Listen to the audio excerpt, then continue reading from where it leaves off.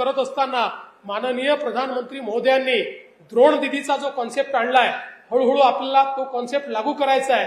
आता आम्ही ॲग्रीस्टॅक ही व्यवस्था आमच्या बावनकुळे साहेबांच्या या माध्यमातून त्या ठिकाणी महसूल विभागातून सुरू केली आहे। याच्यामध्ये प्रत्येक शेतकऱ्याच्या जमिनीचं डिजिटायझेशन आम्ही करतो आहोत आणि हा 96 लाख शेतकऱ्यांचं झालेलं आहे, अजून 20 लाख शेतकऱ्यांचं करायचं आहे।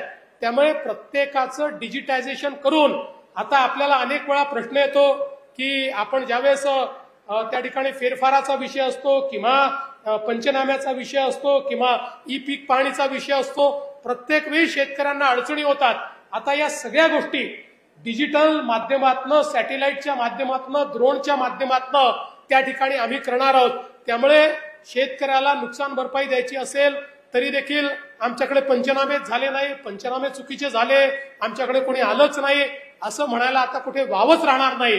अशा प्रकारे कम्प्लिटली डिजिटली आम्ही ते करतो आहोत आणि हे करत असताना आपल्याला पुढच्या काळामध्ये गटशेतीकडे मोठ्या प्रमाणात जायचं आहे आणि गटशेतीसोबत नैसर्गिक शेतीकडे जायचं आहे।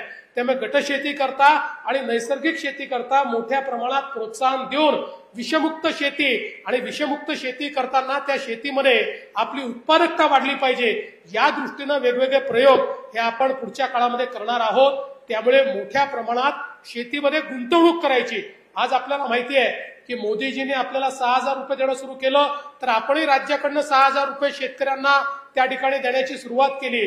पण शेतीमध्ये रिलीफ आणि रिहॅबिलिटेशन पेक्षा गुंतवणूक वाढली पाहिजे। गुंतवणूक जर वाढली तरच शेती फायद्याची होईल आणि म्हणून ही गुंतवणूक वाढवण्याच्या दृष्टीनं एक मोठा कार्यक्रम आपण राबवलेला आहे की ज्यातनं शेतकऱ्यांना अधिकारिता देऊन, शेतकऱ्याची गुंतवणुकीची कॅपॅसिटी वाढवून, शेतकऱ्याच्या शेतीत गुंतवणूक करून आणि शेती ही फायद्याची झाली पाहिजे, अशा प्रकारचा प्रयत्न आपला आहे। मला विश्वास आहे येत्या